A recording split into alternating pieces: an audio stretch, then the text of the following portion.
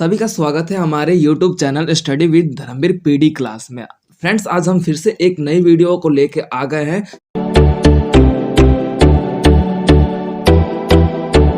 तो आज की क्लास में हम इग्नू का second year book political science BPSC 134 का चैप्टर नंबर 2 का पार्ट थर्ड के बारे में चर्चा करेंगे। फर्स्ट एंड सेकंड पार्ट का आपका वीडियो डिस्क्रिप्शन में मेंशन कर दिया गया, आप वहां से जाके विजिट कर सकते हैं। तो इसका फर्स्ट क्वेश्चन आता है फ्रेंड्स, सामूहिक सुरक्षा से आप क्या समझते हैं, संक्षेप में वर्णन कीजिए। फ्रेंड्स, ये 4 क्वेश्चन यहाँ पे दिए गए हैं जो कि आपके ब्लैक पेन से लिखे गए हैं। तो ये चारों क्वेश्चन सिमिलर है, इन चारों क्वेश्चन का आंसर सिमिलर है, बाकी ये क्वेश्चन एक ही है। तो फ्रेंड्स, आइए अपने वीडियो को स्टार्ट करते हैं।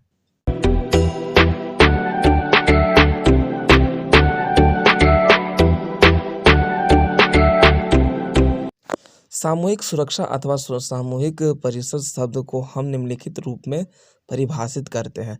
फ्रेंड्स, तो परिभाषा की बात कर ली जाए तो सामूहिक सुरक्षा शब्द का इतिहास या स्वरूप बहुत ही व्यापक है, जिसके अंतर्गत हमें ये देखने को मिलता है कि जब किसी समूह में रहकर अपने आप को सभी समूह तथा सभी की रक्षा करते हैं, उस स्थिति में हम यह देखते हैं कि एक दूसरे की सारथी मित्र बनकर मुसीबतों का सामना करते हैं या तथा एकजुट रहते हैं, उसी को हम सामूहिक सुरक्षा कहते हैं।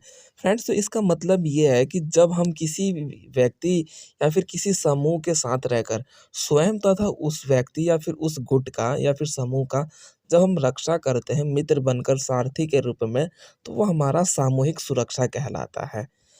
जिसके अंतर्गत फ्रेंड्स ये भी आ जाता है, इसी स्वरूप को हम आधुनिक समय में लेते हुए देखते हैं कि जब कोई देश अन्य देश के साथ मित्रता रखता है, एक दूसरे के साथ देता है तथा एक दूसरे के साथ खड़ा रहता है, जिसके कारण जब वह समूह में रहे देशों के किसी प्रकार का हमला होता है, तो उदाहरण के तौर में प्राकृतिक आपदा, प्राकृतिक संकट अथवा आतंकवादी हमला, तो उस परिस्थिति में सामूहिक सुरक्षा एक देश दूसरे देश के साथ साथ निभाते हैं और उन संकटों और उन मुसीबतों का सामना करते हैं। इसी स्थिति को सामूहिक सुरक्षा कहते हैं। उदाहरण के तौर में आपका जैसे ग्रुप है नाटो, सार्क, ब्राजील और आपके देखने को मिलते हैं, यह आपके सामूहिक सुरक्षा के कुछ ग्रुप हैं। फ्रेंड्स, अब आ जाते हैं सामूहिक सुरक्षा अपनाने के महत्वपूर्ण कारक या फिर महत्वपूर्ण कारण क्या है कि सामूहिक सुरक्षा को हम क्यों अपनाते हैं। तो हमारा फर्स्ट पॉइंट आ जाता है फ्रेंड्स, सामूहिक सुरक्षा से हमारा अभिप्राय यह है कि जब एक राष्ट्र दूसरे राष्ट्र के संबंध बनाता है, क्योंकि वह राष्ट्र उन युद्ध के संकट तथा कोई प्राकृतिक आपदा में उसका साथ देता है। अगर हम उसको उदाहरण के रूप में बताएं तो फ्रेंड्स, तो जब कोरोना काल पूरा विश्व एक दूसरे के साथ खड़ा रहा था और कोरोना काल के समय में लोगों की मृत्यु का दर वृद्धि हो रही थी, यानी कि उनके मृत्यु दर में वृद्धि हो रही थी, तो उस तहत आपको देखने को मिला कि भारत द्वारा चीन या फिर अन्य देशों को भारत ने भी पूर्ण रूप से सहयोग किया वैक्सीन प्रोवाइड करने या फिर वैक्सीन प्रदान करने में। तो यही हमारा सुरक्षा कहलाता है फ्रेंड्स। तो अब आ जाते हैं नेक्स्ट पॉइंट पे।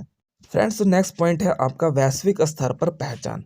सामूहिक सुरक्षा में हम यह देखते हैं कि जब सभी राष्ट्र समूह में रहते हैं, तो सभी राष्ट्र एक साथ मिलकर मुसीबतों का सामना करते हैं तथा एक दूसरे का अपनी पहचान बना पाते हैं। उदाहरण के लिए भारत द्वारा अपने राष्ट्र के संसाधनों का व्यापार करना अथवा दूसरे राष्ट्र को वह सारी वस्तुओं उपलब्ध कराना, यह हम एक राष्ट्रीय व्यापारिक रूप में भी राष्ट्रीय और अपनी पहचान स्तर बढ़ा सकते हैं। जैसे कि फ्रेंड्स, अब बात कर ली जाए, जैसे कि भारत है, भारत कहीं ना कहीं दूसरे देश से व्यापार करता है, चाहे रूस से व्यापार करता है या फिर आपका यूक्रेन से व्यापार करता है या फिर जापान से व्यापार करता है, तो उस स्थिति में भारत का एक पहचान बन पा रहा है। तो यही हमारा वैश्विक स्तर पर पहचान है, यानी कि पूरे विश्व स्तर पर खुद की पहचान बना रहा है, ये हमारा वैश्विक स्तर का पहचान है। फ्रेंड्स, अब आ जाते हैं तीसरा पॉइंट, उद्योग की वृद्धि। उद्योग की वृद्धि होने का हमारा अभिप्राय यह है कि जब कोई देश अथवा राष्ट्र अपने संबंध दूसरे राष्ट्र के साथ बनाता है, तो उस स्थिति में हम यह समूह यानी दो राष्ट्रीय का समूह बन जाता है और राष्ट्रीय अपनाता है सुरक्षा भी हासिल करते देते हैं। यानी कि फ्रेंड्स ये देखने को मिलता है कि जब एक राष्ट्र दूसरे राष्ट्र से जब अपने संबंध बनाता है या फिर सामूहिक सुरक्षा को अपनाता है, तो उस स्थिति में अपनी उद्योग व्यवस्था को बढ़ाने, अपने राष्ट्र के उद्योग को अधिक से अधिक लगाकर अपनी मुर्दा मुद्रा या फिर बोल सकते हो कि अपने इकोनॉमिकल सिस्टम को स्ट्रॉन्ग करने की पहचान बना पाता है। तो उस स्थिति में ये देखने को मिलता है कि वो उद्योग में वृद्धि करने में महत्वपूर्ण ध्यान देता है। जैसे कि मान लीजिए कि अब आपका अमेरिका है, अमेरिका में क्या देखने को मिला, जापान में क्या देखने को मिला, यहाँ पे आप देख सकते हो उद्योग अत्यधिक रूप में, अत्यधिक मात्रा में बढ़ाया जाता है। क्यों? क्योंकि उद्योग के माध्यम से ही एक राष्ट्र या फिर एक समूह अत्यधिक शक्तिशाली बन पाएगा। तो फ्रेंड्स अब आ जाते हैं हमारा 4th पॉइंट, संकट की परिस्थिति का में एकता। संकट की परिस्थिति में एकता से हमारा अभिप्राय ये है कि फ्रेंड्स जब एक देश पूर्ण रूप से किसी संकट व्यवस्था में रहता है या फिर संकट से घिरा रहता है, तो दूसरा देश अगर समूह बनाता है, तो जैसे कि अब हम बात कर ली जाए, हमारे कोई फ्रेंड्स हैं, तो हमारा फ्रेंड्स ग्रुप में अगर किसी पे संकट आता है, तो सब एकजुट होकर साथ निभाते हैं। ठीक उसी प्रकार से जब कोई एक देश अंतर्राष्ट्रीय तौर पे समूह बना रखा है, तो उस स्थिति में उस देश में किसी भी प्रकार का संकट आता है या चाहे आपदा आता है या फिर प्राकृतिक आपदा आती है, प्राकृतिक संकट आता है, तो उस प्रक्रिया में आपको क्या देखने को मिलता है कि संकट की परिस्थिति में वो देश उसका साथ निभाता है और उस परिस्थिति में वो उसके साथ खड़े रहता है। अब जैसे कि अभी यूक्रेन और रूस की मतलब आंदोलन या फिर लड़ाई हुई थी, तो उस स्थिति में यूक्रेन के साथ बहुत से देश विश्व स्तर पर साथ थे, तो यही हमारा संकट की परिस्थिति में एकता का प्रतीक माना जाता है। फ्रेंड्स अब आ जाते हैं हमारा 5th पॉइंट, शांति बनाए रखना। फ्रेंड्स शांति बनाए रखना सामूहिक सुरक्षा का एक महत्वपूर्ण ज़रिया है, जिसके अंतर्गत हम ये देखते हैं कि एक देश दूसरे देश से सामूहिक सुरक्षा अपनाता है या फिर सामूहिक सुरक्षा पर बात रखता है, मुद्दा रखता है, तो शांति बरकरार रखती है। क्यों? क्योंकि हम समूह समूह की बात करते हैं, तो समूह एक व्यक्ति को ना देखकर सभी व्यक्तियों को बराबर भागों में बाँटा जाता है। उसी प्रकार से जब एक देश का समूह बनता है, तो उन सभी देशों की भावनाओं को ध्यान में रखा जाता है, तो कहीं न कहीं उन दोनों के बीच में हमारी जो शक्ति या फिर शांति बरकरार रह पाती है। तो यही हमारी शांति बनाए रखना का एक महत्वपूर्ण कारण बन पाता है सामूहिक सुरक्षा के माध्यम से। अब आ जाता है फ्रेंड्स हमारा नेक्स्ट पॉइंट, आर्थिक सुरक्षा प्रदान करना। फ्रेंड्स आर्थिक सुरक्षा से हमारा मतलब ये हो जाता है कि जब कोई देश आर्थिक रूप में कमज़ोर होता है या फिर संकट आता है या फिर आपदा संबंधित कोई मुसीबत आता है, तो उस स्थिति में अगर उसकी अर्थव्यवस्था कमज़ोर हो जाती है, तो जो आपका सुरक्षा प्रदान यानी कि सामूहिक सुरक्षा है, यानी कि जितने आपके ग्रुप में देश हैं, वो देश उन देशों का साथ निभाते हैं। जैसे कि अब बात कर ली जाए आपके यूक्रेन की बात कर ली जाए, तो युद्ध की स्थिति में कहीं न कहीं कमज़ोर पड़ता है, तो अब देखा जाता है कि दूसरा देश उसे सपोर्ट कर रहा है। तो ये हमारी आर्थिक सुरक्षा प्रदान करने का एक महत्वपूर्ण ज़रिया था।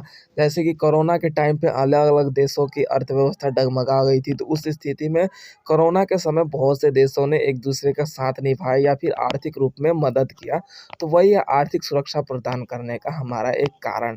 उसके बाद फ्रेंड्स आ जाता है हमारा 7th पॉइंट, शांति में स्थिरता। शांति में स्थिरता से हमारा मतलब ये है कि फ्रेंड्स जब हम अपनी सारी सामूहिक सुरक्षा को अपनाते हैं ना, तो शांति बरकरार रहती है, उसकी स्थिरता बरकरार रहती है। जैसे कि बैलेंस, यानी कि बोल सकते हो कि बैलेंस बरकरार रहता है शांति के रूप में। क्यों? क्योंकि एक देश पूर्ण रूप से दूसरे देश के साथ सामूहिक सुरक्षा बनाए रखता है, तो वो एक दूसरे के साथ खड़े रहते हैं, तो वो हमारी शांति की स्थिरता राष्ट्रीय स्तर पर देखने को मिलती है। जैसे कि आपका बोल सकते हैं यूएनओ, यूनाइटेड नेशन ऑर्गेनाइजेशन के द्वारा जिस प्रकार शांति को बरकरार रखने के लिए स्थिरता अपनाई जाती है, उसका एक महत्वपूर्ण उदाहरण यूएनओ है। फ्रेंड्स अब आ जाता है हमारा लास्ट एंड 8 पॉइंट, युद्ध की भावना समाप्त करना। फ्रेंड्स युद्ध की भावना समाप्त करना का मतलब ये है कि जब हम सामूहिक सुरक्षा को अपनाते हैं, तो उस प्रक्रिया में हमारी जो युद्ध की स्थिति है ना, वो पूर्ण रूप से समाप्त हो जाती है। उसकी भावना या फिर बोल सकते हैं थिंकिंग पूर्ण रूप से देशों के बीच समाप्त हो जाती है। हम सामूहिक ग्रुप की बात कर लेते हैं, जैसे कि हमारे फ्रेंड्स में हमारे ग्रुप हो जाते हैं, तो हम सभी के साथ मित्रता रखते हैं। तो उस स्थिति में हमारे बीच लड़ाई होने की संभावना ही समाप्त हो जाती है। तो उस प्रक्रिया में विश्व स्तर पर देखने को मिलता है कि जब हम विश्व स्तर पर अपनी सामूहिक सुरक्षा को अपनाए रहते हैं, तो उसमें हमारे युद्ध की जो नकारात्मक व्यवस्था है, वो पूर्ण रूप से समाप्त हो जाती है। जो भावनाएँ होती हैं हमारे युद्ध की, वो पूर्ण रूप से समाप्त हो जाती है। इसी व्यवस्था को हम युद्ध की भावना समाप्त करना का हमारा सामूहिक सुरक्षा का एक महत्वपूर्ण मोटिव या फिर बोल सकते हो मकसद होता है। फ्रेंड्स, तो ये था आपके महत्वपूर्ण पॉइंट्स जो कि 8 पॉइंट है, और आपके ये अब सारांश आ जाते हैं। सारांश की बात कर लीजिए फ्रेंड्स, तो हम ये देखते हैं कि सामूहिक सुरक्षा में ये देखा जाता है कि एक देश कितने देशों के साथ अपने समूह बनाकर रहता है, और उसके साथ-साथ अपने आप में विकास करता है। एक एक देश की दूसरे देश की भावनाओं को भी एक देश पूर्ण रूप से समझता है, तथा वो एक दूसरे के साथ निभाते हुए आगे बढ़ते हैं और एक राष्ट्र की संज्ञा का निर्माण करते हैं। एक दूसरे के साथ एक ग्रुप का निर्माण करते हैं। जैसे कि मान लीजिए, जैसे आपका नाटो था, सार्क था, सीटो था, ये आपके जिस प्रकार से सैंटो थे, ये जितने भी आपके देखे जाते हैं, ये सारे हमें ये देखने को मिलता है कि इन्होंने अपनी समूह के अनुसार एक देश दूसरे देश के साथ खड़े रहकर एक दूसरे के साथ मित्रता की भावनाओं को अपनाते हुए विश्व स्तर पर शांति बरकरार रखने के लिए तथा वैश्विक स्तर पर आगे बढ़ाने के लिए इन्होंने अपना महत्वपूर्ण योगदान दिया। तो फ्रेंड्स, ये आपके महत्वपूर्ण आपके जो सामूहिक सुरक्षा के ऊपर जो आपका महत्वपूर्ण क्वेश्चन था, पूरी तरह से कंप्लीट होता है। आई होप कि आप लोगों को समझ में आ गया होगा। ओके फ्रेंड्स, तो मिलते हैं अपने नेक्स्ट वीडियो में। Thank you so much.